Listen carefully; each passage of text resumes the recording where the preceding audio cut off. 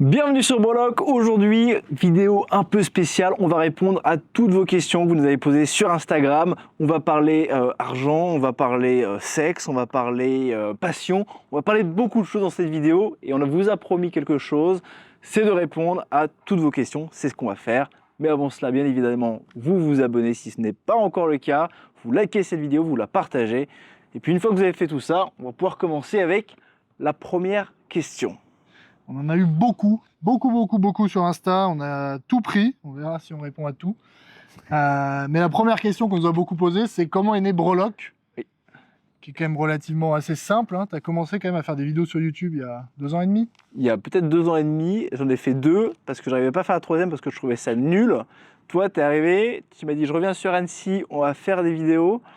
Je sais pas pourquoi, mais j'ai dit oui, on s'est rendu compte, on s'est rendu ici, on s'est retrouvé ici pour tourner une première vidéo qui a plu, et de là est né Breloque, parce qu'avant ça s'appelait pas Breloque, c'était un autre nom, c'était pas aussi bien.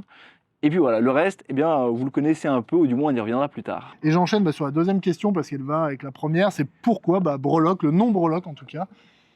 Question extrêmement simple, Breloque, si vous ne le savez pas, c'est un petit objet, un pendentif de faible valeur, voilà, quelque chose qui a pas beaucoup de sens. On peut dire ça pour une montre, c'est vrai. Et du coup, l'idée de prendre Breloque, eh bien déjà, c'était d'avoir un nom qui sorte de The Watch Lover, The Watch Addict, enfin des choses qui sont avec le mot watch dedans, c'était un peu compliqué. Prendre quelque chose qui était un peu différent, et puis surtout la valeur de Breloque, c'est un peu de déconstruire ce côté, voilà. On a des montres qui coûtent très cher, faut que ça soit, attention, faut mettre des gants, etc. Non, ça reste des morceaux d'acier, ou pas que, ça peut être de l'or. Et le but, c'est de porter ces montres, de vivre avec. Donc, C'est aussi ce que fait cette sensation. On est quand même passionné de vintage, de Rolex vintage. Et quand vous avez une Rolex des années 50, 60 dans les mains, ça fait Breloque. ça fait Breloque. Beaucoup de gens le disent, hein, ça fait Breloque, quoi. Ça fait un bracelet qui fait clic, clic, clic comme on aime. Et du coup, ça a cette petite connotation vintage de vieil objet à faible valeur qu'on aime bien. C'est facile à retenir aussi. Et c'est surtout facile à retenir. On repasse à la question suivante qu'on nous a beaucoup posée. Combien gagnez-vous d'argent ? Alors, c'est une question où il est trop tôt pour y répondre. On y répondra plus tard dans la vidéo. On a quand même un watch time à respecter. Je crois que. Tiens, en haleine. On verra ça plus tard. Mais on vous le dira tout. Je suis perdu dans mes fiches. Quels sont vos parcours professionnels ? Plusieurs fois demandé également. Oui. Parcours professionnel, je t'en prie, commence. Moi, j'ai fait une école d'ingé. Je ne savais pas trop ce que je foutais là. J'avais plutôt la fibre commerciale, donc je suis parti à Paris, bosser dans le conseil, dans l'ingénierie. Pas très passionnant. Ce qui m'a permis, par contre, de pouvoir acheter des montres. Ça, c'est passionnant. Et au bout de 5-6 ans, après en avoir marre de Paris et de faire des boulots qui ne m'intéressaient pas, je suis revenu à Annecy. Faire Breloque, c'est pas du tout prévu. Mais en tout cas, je suis revenu dans la région et faire ce que j'avais envie de faire. Je savais pas. On s'est retrouvés à faire Breloque et c'est un bon point de chute. C'est un très bon point de chute. Et moi, en ce qui me concerne, c'était une école de commerce qui m'a guidé pas du tout vers l'horlogerie, puisque j'ai commencé à faire de la finance. J'adorais parce qu'on portait des super costumes, on travaillait dans le 8e. C'était fantastique, mais je passais plutôt mon temps à faire des cafés, ce qui fait que j'ai une bonne connaissance en termes de café. Mais ça ne faisait pas de moi une poursuite professionnelle qui avait un sens.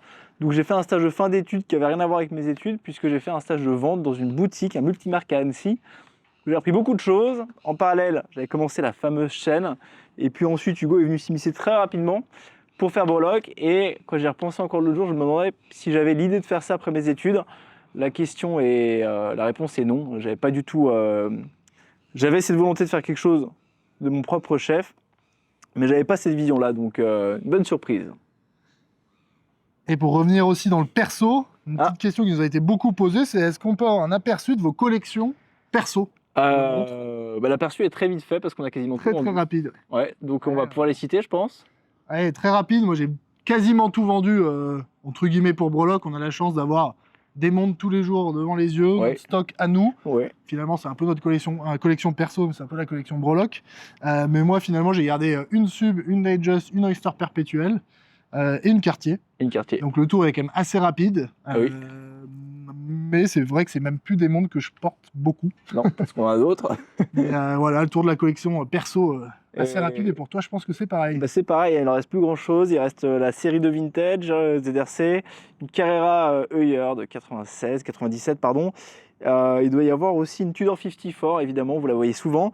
On continue avec une WMT qui est une copie chinoise d'une Blancpain. J'ai un peu honte, mais qu'est-ce que vous voulez, c'est comme ça. Et il doit y avoir évidemment toi aussi Baltic Tour Auto. Toi aussi, on a quelques Baltiques, c'est vrai. C'est vrai, il faut le dire. On a encore des questions encore plus perso. Êtes-vous en couple? Alors, non, Non, non, on n'est Non. pas ensemble. non. On est pas Désolé. ensemble avec Robin. Une petite question aussi qu'on nous a beaucoup posée, c'est d'où vient votre amour pour l'horlogerie? Ben, je sais pas. Peut-être être plus rapide que moi. J'étais tout petit, on m'avait acheté une montre, c'était un Chrono Festina pour le Tour de France 2006, ça m'est resté, j'ai bien aimé ça, la chance. Puis par la suite, ça m'est revenu un peu avec la Submariner, peut-être qu'on en parlera plus tard, je sais pas s'il y a des questions à trait à ça. Et puis bah là, c'est en fait avant tout une histoire de design et surtout d'histoire, je crois qu'il m'a plu dans l'horlogerie. Moi, c'était un peu plus long que ça. Enfin, c'est un ami, on lui a offert une montre pour ses 18 ans, une Breitling Super Ocean Heritage. Comme quoi. Et Comme quoi ils en vendent. comme quoi, ils en vendent. Et juste après ça, je me suis mis sur un forum où il n'y a que des détraqués du cerveau comme nous, forum à montre.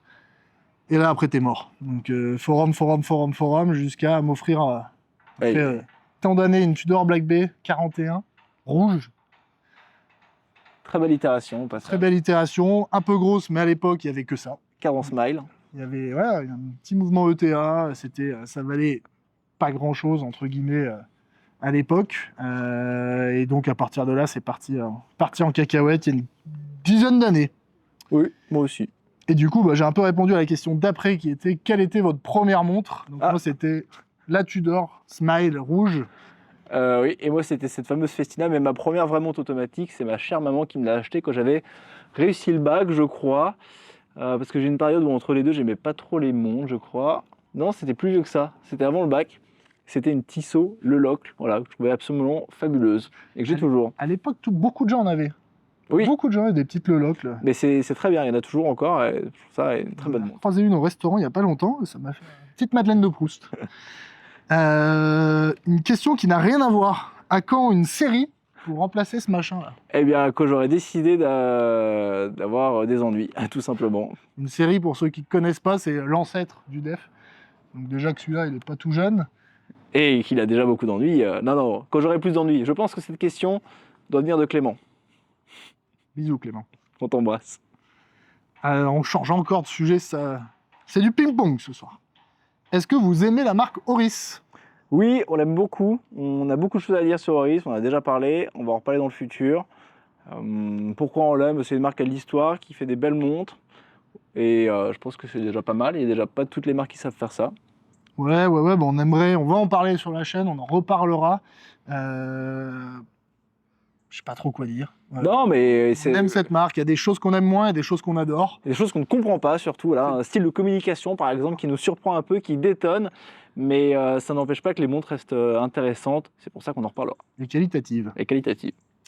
Et ben, on repart dans une autre marque. Quelle est votre série K préférée? Ah bah c'est très simple, la 5303-3, voilà, parce que sur le bracelet caoutchouc blanc, c'est de toute beauté. On en a une, on vous montrera, enfin vous avez peut-être vu dans nos stories. C'est vrai qu'on va faire une vidéo dessus. On l'a mis pas mal en story. Raison de plus pour s'abonner. Petite question sur notre marque de cœur. Selon vous, quelle est la Rolex la plus rare? Eh bien c'est une question, ma foi, qui... pas vraiment une question dans la mesure où... Qu'est-ce qui va définir la rareté de cette montre? Est-ce qu'on parle d'une Rolex de série? Est-ce qu'on parle d'un exemplaire unique? La Rolex Paul Newman, des 6239, il y en a eu plein, mais celle de Paul Newman, il n'y en a qu'une seule, donc c'est plus rare que les autres. En vrai, c'est une question où il n'y a pas vraiment de réponse. Il n'y en a pas forcément de plus rares, il y a des modèles uniques qu'on ne connaît sûrement pas. Oui. On parle de la Marlon Brando en GMT, il y en a une seule aussi parce que c'est la sienne. Donc ça serait sûrement ces Rolex-là, des Rolex modèles uniques ou des Rolex qui vont appartenir à quelqu'un. Ouais. Après, est-ce que ça en fait un modèle rare? C'est une bonne question. Rolex ne fait pas vraiment de modèles rares en tout cas. Ouais. Mais elles sont pas pour moi non désirables. Absolument. Et on va parler de la petite sœur. Est-ce que la Tudor Black Bay 54 est mieux qu'une sub moderne? Eh ben, c'est une bonne question. Ça dépend ce qu'on aime, ça dépend ce qu'on en fait. En fait, c'est pas comparable. On peut pas comparer une Tudor avec une Rolex. C'est pas du tout les mêmes marques. Elles ont pas du tout la même façon de communiquer. Elles ont pas les mêmes valeurs. En fait, il n'y a rien en commun, c'est pas comparable. Pas le même design. Ça n'a rien à voir. Ceux qui sont plutôt attachés vintage, mais avec des capacités modernes, toutes les nouvelles technologies dans la sub. Deux mondes qui n'ont pour nous en tout cas absolument rien à voir, même si c'est deux plongeuses. Donc c'est pas comparable. Les deux sont pour moi parfaites. Est-ce qu'un petit poignet peut porter des montres de plus de 38 mm. Alors, Ça dépend ce qu'on appelle petit poignet déjà. ça dépend ce qu'on appelle petit poignet, ça dépend ce que c'est qu'un 38 mm. Il faut bien comprendre que selon les marques, selon les formats de boîtier, les proportions des montres, un 38 mm ne se vaut pas forcément entre toutes les marques. On prend la Carrera, la Monaco, pardon, c'est 39 mm, mais c'est un gros pavé et ça marche quand même sur des poignets modestes comme le mien. Comme la Speed en 42. Ouais, carrément, ouais. Pourtant, le boîtier fait que ça Ouais. passe bien. Moi, je dirais qu'il n'y a pas de... Pas de bonne réponse. Il n'y a pas de bonne réponse. Non, il faut surtout qu'elle vous aille quand vous la portez. Ouais, c'est déjà pas ça. que ça fasse une horloge sur le poignet, et à l'inverse, pas que ça fasse une pièce d'1 centime sur le poignet. Ouais. C'est une balance à avoir et selon les goûts, j'ai envie de dire. Ah oui, il y a bien des gens qui portent des diesels en 48. Avec 4 fuseaux horaires. Je pense pas qu'ils aient le poignet adapté, hein. Donc bon. Et pour rester là-dedans, on nous demande le meilleur rapport qualité-prix. J'aime pas trop ce terme, mais bon. À 4000, 2000, 1000. Peut-être faire dans l'autre sens, peut-être à 1000 €. Bah, déjà, un rapport qualité-prix dans l'horlogerie, ça veut rien dire. On n'est pas sur un bien utile, on n'est pas sur un bien de nécessité. On parle d'un truc juste pour se faire plaisir, on n'achète pas une montre pour lire l'heure. Donc la notion rapport qualité-prix est un peu douteuse. Faites des comparables, c'est vrai. Nous, je dirais que dans ce budget 1000, 2000, moi je mettrais que du design. Oui, c'est ça, qu'on dit on souvent. ne va pas chercher un rapport qualité-prix. Donc Baltique. Moi je dirais que sous les 1000 €, Baltique, parce que c'est quali. Ouais. Le design, nous en tout cas, on aime beaucoup, on aime bien ce côté néo-vintage. J'ai envie de dire en dessous, sauf quelques marques, du Diesel, Non. du Daniel Wellington, etc., qui sont vraiment pas de l'horlogerie. En dessous, si le design vous plaît, Ouais, ça marche. allez-y. 2000, Entre 2000, Serica, sans hésiter. Hein. Il y a encore Baltique, mais Serica quand même, ils font pas les mêmes produits, les mêmes montres, si je puis dire. on peut parler de qualité. En tout cas, typiquement, c'est difficile de trouver aussi quali que Serica à Oui, non, mais 1500 €. Ils font pas les mêmes designs aussi, ça reste des inspirations néo-vintage, mais bon. Voilà, 2000 et 4000.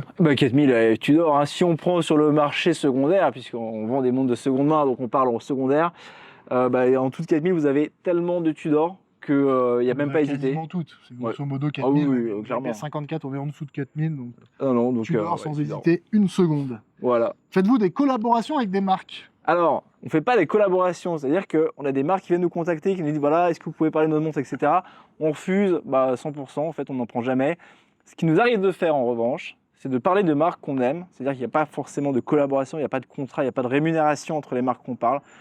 Que ce soit, on peut les citer, on a eu Oris, on a eu Baltic, Serica, on va en parler, mais c'est pas de collaboration. Et si on fait ça, c'est qu'il y a une raison derrière, c'est que ça n'a rien à voir avec notre métier, mais on permet d'être au courant des actualités, des nouveautés, des créateurs de marques, des marques tout simplement, ce qui fait qu'on est au plus près du berceau pour comprendre au mieux cette industrie, et ça pour nous c'est très important. Et du coup, comment on fait pour gagner de l'argent? Comment on fait pour gagner de l'argent? Eh bien on vend des montres de seconde main.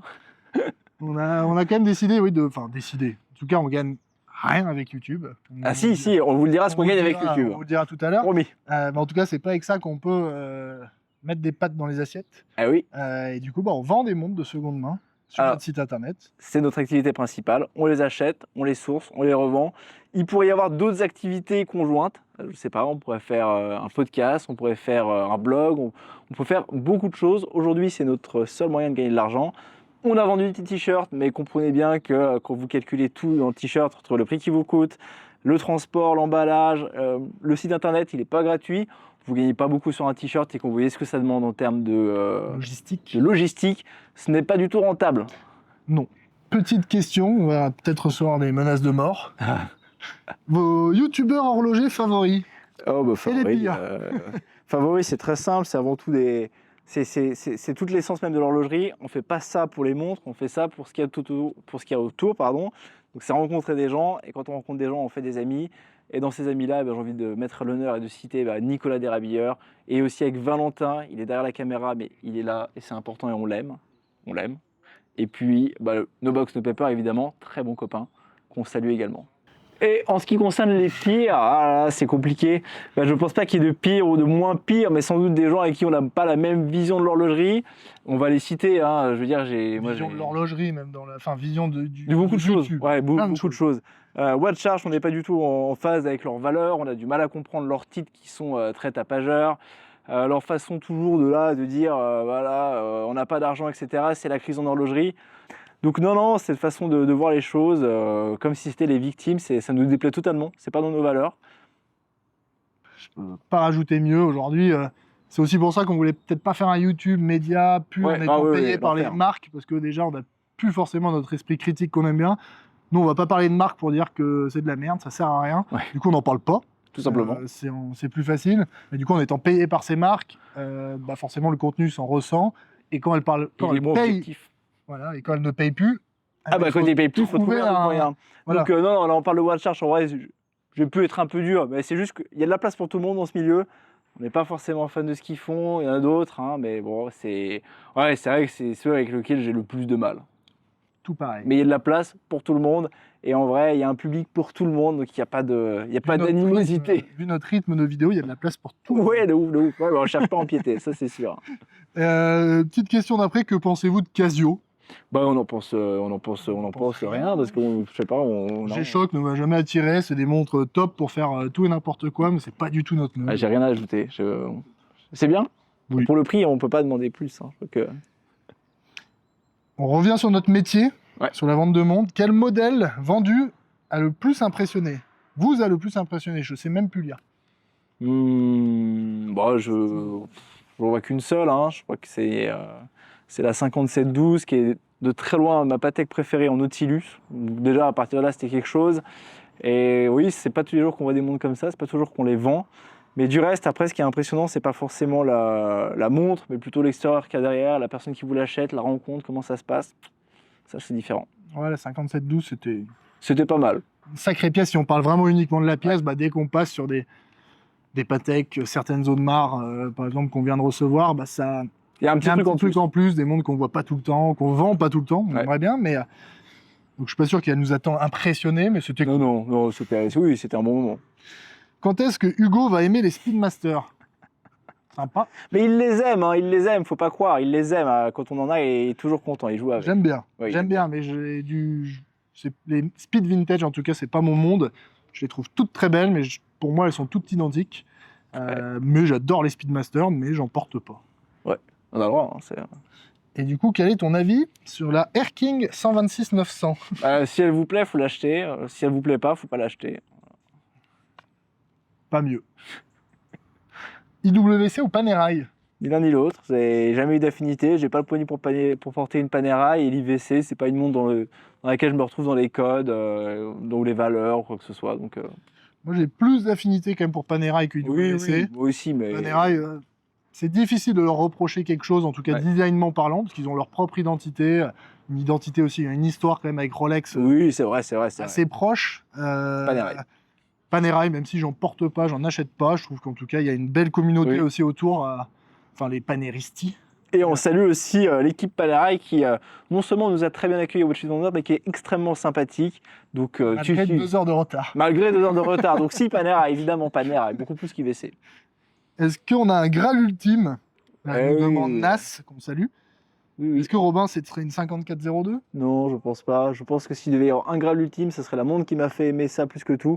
Donc 65-38 de la 3e itération sans la lunette avec les minuteries. Une sub? Oui, c'est une Parce que sub, oui. pas tout le monde a les refs. On mettra un visuel. Et moi, je sais pas. C'est une très bonne question. Je pense qu'en ayant porté beaucoup de monde, je me rends compte qu'il n'y en a pas une en particulier qui me fait vibrer et que je pourrais garder. Peut-être cette question par la suite. J'aime beaucoup certaines Nautilus, certaines AP vintage. Donc là, Nas nous avait dit 5712. Pourquoi pas une 5712? Mais je suis pas sûr d'avoir un Graal Ultime. qui me ferait vendre ma mère. Une question qui nous a été posée aussi, quelle a été une des plus grosses déceptions dans le monde de l'horlogerie qu'on a eu, en tout cas avec Breloque. Il y en a beaucoup. On pense à la même. Ouais, il y en a beaucoup. Celle qui nous a fait le plus chier. Il y a beaucoup de déceptions, mais il y en a une qui revient souvent en boucle quand on discute. Ça s'appelle Audemars Piguet. Pourquoi? C'est très simple. Grand fan d'Audemars, on en porte tous les deux une aujourd'hui, parce que le dessin est incroyable, parce que la montre est incroyable, on en reparlera peut-être dans une vidéo. Et un soir, j'avais rencontré François Benamia, je lui avais proposé de faire une pétanque. Bon, ça c'est l'anecdote parce que ça n'a rien à voir.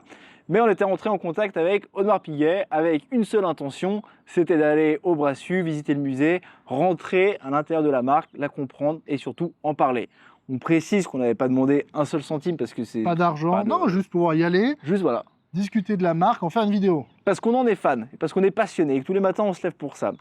Et on nous a répondu que c'était pas possible, puisque on vend des montres. Voilà. Donc C'est pas dans notre guideline. voilà, c'était pas, ils nous avaient cité, ce n'est pas dans nos guidelines, sachant qu'ils ont fait une vidéo avec Nico Léonard qui est un très gros dealer, un très gros marchand. Pas mal de youtubeurs français aussi. Oui, bien sûr, mais qui vendent pas forcément des montres. Non, mais pas les plus passionnés de la marque. Enfin voilà, Ouais, c'est plutôt ce côté où on était. En tout cas, c'est une marque pardon, qu'on aimait passionnément, qu'on aime toujours, mais surtout avant 2000, on va dire ça comme ça. On n'avait que du positif à leur apporter. On en dit que du bien. Ouais. Et ils se prennent une porte dans la gueule parce qu'on vend des montres. C'est un peu regrettable, on est passionné, et surtout le côté, ça rentre pas dans nos guidelines. On rappelle quand même à Audemars Piguet que les personnes qui nous achètent des montres sont ceux qui les portent, ce sont ceux qui les apportent aussi en service chez AP. Et c'est plutôt Audemars Piguet qui vend des montres qui finissent sur le marché secondaire. Voilà, on pose ça là. On n'a rien contre Audemars Piguet. Si un jour ils veulent se rattraper, ils seront les bienvenus. Mais ce côté, vous vendez des montres, on ne vous veut pas, mais par contre Nicolas Léonard, on les veut bien. On aurait préféré qu'ils nous disent la vérité. On dit voilà, vous n'avez pas d'abonnés, on n'aime pas votre style, quelque chose sur lequel on puisse avancer. Mais un gros mytho, on a trouvé ça un peu petit. Voilà. Retour sur le professionnel, est-ce que vous faites des recherches personnalisées? Et oui, Personnelles. oui, on fait des recherches personnalisées. On a un onglet sur le site, alors vous pouvez nous contacter n'importe où. Mais sur le site, par exemple, on a eu, cette année, je crois qu'on a eu 300... Un peu moins de 300. 300, c'était les demandes de vente, pardon. Ouais. On a eu un peu moins de 300 demandes de recherche. Alors, toutes n'aboutissent pas, on n'a pas les KPI précis. On le fera l'année prochaine si ça vous intéresse. Mais oui, on le fait, il suffit de nous contacter. Voilà, nous demandez les montres que vous recherchez. Nous, on sera assez direct, on vous répond assez vite, si oui ou non, avec un budget, etc. Posez-nous les questions, soyez pas timide de nous envoyer un message sur Insta, sur le site, ou même un SMS ou n'importe quoi. On répond et on est très content de rechercher vos montres. Oui. Quelle est la taille de vos botteux? Ah oui, alors on n'a pas coutume de citer les personnes qui nous posent des questions, mais on va le faire puisqu'il s'agit de Clément P2LRY qui sans doute se reconnaîtra. Et si cette information lui tient tant à cœur, qu'il n'hésite pas à venir nous voir en DM. Je pense qu'il parlait de la taille de nos poignets, non? Oui, ça doit être la taille de nos poignets, je pense. Quelle a été votre plus belle, plus rare montre achetée ou simplement vue? Il y en a beaucoup, et il y a surtout celles qu'on n'a pas encore vues. Allez, je dirais, je vais me lancer, ce sera une Blancpain 50 Fathoms, je pense, qui est une montre qui m'a beaucoup plu, Ou sinon, évidemment, 6239 Paul Newman. On va parler aussi un peu de la SK, quand même, qu'on a vu d'un Oui, collectionneur à SK, côté d'ici, où on sait, ça se chatouille pour savoir combien il y en a, même s'il n'y en a que 15 dans le monde. C'est pas beaucoup. Il y en a une à côté de chez nous. Et peut-être qu'on a acheté, je dirais peut-être cette 14790. Oui, un très bel exemplaire. On va faire une vidéo dessus. Cadran tropical, enfin, une pièce qu'on ne croise pas tous les jours, qu'on a eu la chance d'acheter, qu'on est très content. Mais en tout cas, est-ce que c'est rare, belle, je sais pas, mais en tout cas, c'est pas la les plus pièces belle. qui c'est pas la, comment dire, ça n'a pas la stature d'un Paul Newman, quelque chose comme ça qui... Ça, c'est clair. Historiquement, peut-être. Oui. Vos goûts musicaux? Oh, Moi, je vais commencer, je pense. Ouais, oui, vas-y. Un peu de tout, un peu de rap, tout ce que l'opposé de Robin. En fait. Donc un peu de rap, un peu de tout ce qui est commercial avec un peu de rap. Mais j'ai quand même très éclectique. Hein. J'ai quand même mon péché mignon qui est quand même d'écouter les musiques TikTok et Instagram qui sont très puissantes, très faciles. Et, on se pose pas trop de questions, mais j'écoute beaucoup de choses quand même, évidemment. Un peu de jazz manouche. Oui, beaucoup de jazz manouche, non, beaucoup de rock, hein, les Rolling Stones évidemment. Et voilà, tout ça, quoi, principalement. La collab qui vous ferait kiffer? Ah bah moi, la pétanque avec Ben Amias, j'y tenais beaucoup, hein, je trouvais ça très drôle. Mais la collab qui nous ferait kiffer... D'être, on va dire, accepté par Rolex, peut-être, d'avoir une collab avec une de nos marques préférées. Ah oui, alors, si c'est ça que la collab... de rémunérer, en tout cas, ils nous invitent à des beaux événements. On les remercie évidemment, ouais. À l'inverse d'AP, qui n'accepte absolument pas d'ouvrir une discussion, Rolex nous accepte des événements, nous invite. On salue, et je pense que c'est peut-être la question, je ne sais pas si elle a été posée, mais qui nous a le plus touché, c'est quand même, on a une marque de cœur qui est Rolex, je pense que c'est une surprise pour personne, et Rolex, à notre égard, est quand même très sympathique. On les salue énormément, on les remercie, et on leur dit à bientôt. Et tu dors. Okay. Et tu dors, évidemment. Ils sont enfin mon compte, c'est le global. C'est pareil, mais oui, c'est vrai. On a le même accueil, en tout cas, côté Tudor. Et on les salue, on les aime beaucoup, ils nous aiment beaucoup. Ouais. Donc, on apprécie. Généralement, la sympathie des gens dans les marques est très bien. C'est des gens qui sont très sympathiques, très bienveillants. Même si, voilà, certaines guidelines, AP, ça nous tient, hein, ça nous a... C'était il y a un an, il y a plus d'un an. Ça nous a déplu, Si vous deviez garder que 3 montres pour la vie? Bon, c'est très simple. Ah si, bah... Submariner, Royal Oak et on termine avec un chrono. Le chrono, vous avez le choix. Zénith El Primero à 38,17 ou allez, c'est très simple, un Daytona. Et vu que là, on va se permettre de péter dans la soie, ça sera un 4 chiffres, 62, 63, 62, 39. Et moi, je serais peut-être un peu plus bling-bling, un peu plus joueur de boules. Je pense que ça serait une sub en or, une Daytona en or et une Royal Oak en or. Donc des montres de beauf. Des montres de beauf, que ça. Que en vintage, mais... Ah, en vintage, non, ça va. Que de Ça la va. non, Oui, en vintage, ça va alors. Voilà, mais quitte à en garder 3, je prends que de l'or. Mais j'ai un problème avec l'or en ce moment, j'aime pas, ça reviendra. La vidéo que vous aimeriez vraiment faire? Eh ben, on va en faire beaucoup, hein, notamment on a réservé un avion de chasse pour faire des vidéos. Donc ça sera à venir très prochainement. C'est déjà payé, c'est juste qu'on a pris du retard sur le tournage. Mais la vidéo qu'on rêverait faire, il y en a énormément. Ouais, il y en a beaucoup. Je suis pas sûr qu'on ait un rêve ultime de faire des vidéos, surtout d'en faire peut-être plus. Si, j'aurais pu répondre, mais j'aurais eu besoin d'avoir la question en amont. Mais j'aurais pu réfléchir. Ouais, pour réfléchir. Qu'est-ce qui a été le plus challengeant les 6 derniers mois? Ah, très très simple. Regardez une vidéo de Franck Sensé du début à la fin. On n'a jamais réussi. Impossible. Ça, c'est quelque chose, même en 6 mois, il n'a pas réussi. Ça, c'est un premier challenge qui est très important. Le deuxième, c'est de réagir calmement quand on se prend 13-0 à la pétanque. Pareil, challenge personnel qui me tient encore à cœur. Mais sinon, au niveau de ce qu'on fait... Bah, je dirais le plus challengeant, c'est réussir à tenir un rythme de vidéo. Ça, on n'a pas réussi. Donc ça devait être challengeant. Ouais. Et je pense le plus challengeant dans notre métier, c'est réussir à trouver des pièces. Toujours qui fit avec nos standards. Nos critères. En fait, on est quand même relativement exigeant sur les pièces qu'on source, donc forcément, il faut y être tout le temps, tous les jours, chercher toutes les pièces. Je pense que c'était quand même le plus... Je dirais que j'ai l'habitude à dire que vendre, c'est pas très compliqué. Ouais. Sourcer, ça l'est beaucoup plus. Je suis tout à fait d'accord avec toi. Ah, très bonne question. Avez-vous prévu de parler de François-Paul Journe? François-Paul Journe, grand horloger de notre temps. On en reparlera très prochainement, puisqu'il y a une de ces montres qui va passer aux enchères. On va vivre en même temps le record ou pas de cette montre qui sera aux enchères. Vidéo qu'on a hâte de faire parce qu'elle va changer un peu de ce qu'on voit et de ce qu'on peut faire. Donc, oui, on va parler de Journe. Vous êtes les frères qui font le Saint-Vergeron. Ah, très très bonne référence. Hélas, nous ne produisons pas, nous ne sommes pas les détenteurs des droits.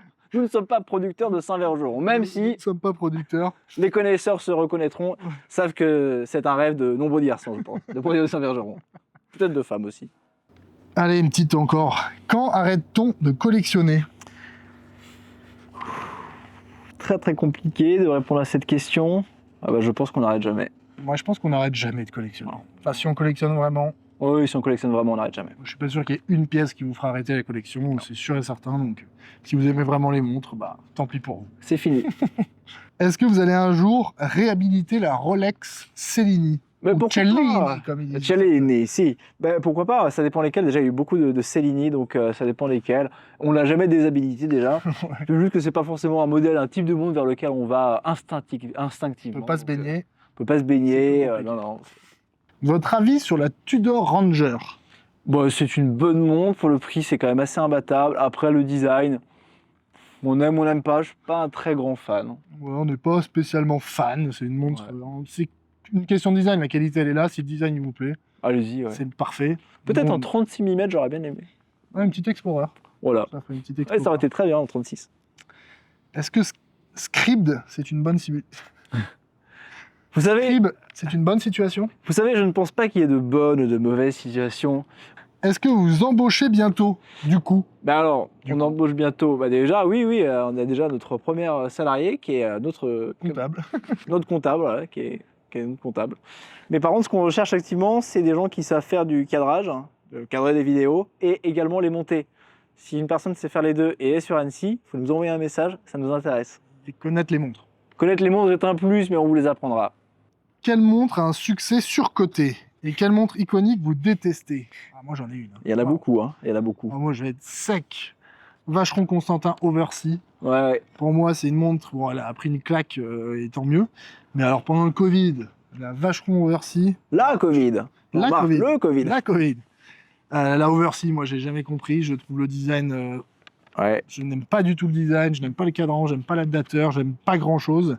Donc pour moi en tout cas c'était une montre, un succès surcoté qui a vite plongé dans la... dans la sous-cote. Ouais, et en ce qui me concerne, des montres surcotées, j'en vois énormément. Déjà, la plus grande, c'est une montre que j'aime par-dessus tout, mais que je trouve un peu surcotée, c'est la Daytona. Je veux dire, aujourd'hui, c'est une montre qui patine une réputation qui est très mauvaise, puisque c'est vraiment l'emblème de la spéculation horlogère qu'on a pu avoir ces derniers temps. C'est une montre que j'aime plus que tout. À chaque fois qu'on en est au poignet, il se passe quelque chose. Surcotée, je sais pas, mais pour beaucoup de personnes, avoir une Daytona, c'est avoir réussi quelque chose, alors qu'en vrai, c'est juste une très belle montre. Il y en a des milliers. Donc, Pourquoi Blancpain est-il autant en difficulté? ça, j'aimerais qu'on fasse une vidéo dessus pour parler des marques qui sont en difficulté et pourquoi d'autres réussissent. C'est un sujet qui est très intéressant et qui permet d'aborder des prismes différents sur notre passion. Et en ce qui concerne Blancpain, déjà, qu'est-ce qui vous dit que Blancpain est en difficulté? Parce que c'est nous, on a notre avis d'Européens, d'Occidentaux, donc on a des avis très arrêtés, mais le reste du monde, ils achètent des montres quand même. Donc c'est difficile à dire si Blancpain ne marche pas. Et auquel cas, si Blancpain ne marche pas en Europe, on a des questions, on a des réponses, on en reparlera plus tard. Mais peut-être parce qu'ils font des montres un peu dégueulasses. C'est un élément de réponse. Oh, et quand un podcast breloque? Ah bah justement, c'est notre question. Superbe idée. Est-ce que ça vous intéresserait? Est-ce que vous le regarderiez? Est-ce que vous l'écouteriez? L'écouteriez, oui, ça dépend. On pourra mettre en vidéo, mais est-ce que ça vous plairait qu'on fasse un podcast, qu'on invite des gens, que ça soit horlogerie ou pas d'horlogerie? Oui. Enfin, il y aurait toujours un lien avec l'horlogerie, en tout cas, mais avec des personnes qui sont peut-être acteurs, pilotes ou quoi que ce soit, mais qui aiment les montres. Oui, absolument. Parler un peu de tout pendant un format un peu plus long. Bonne idée.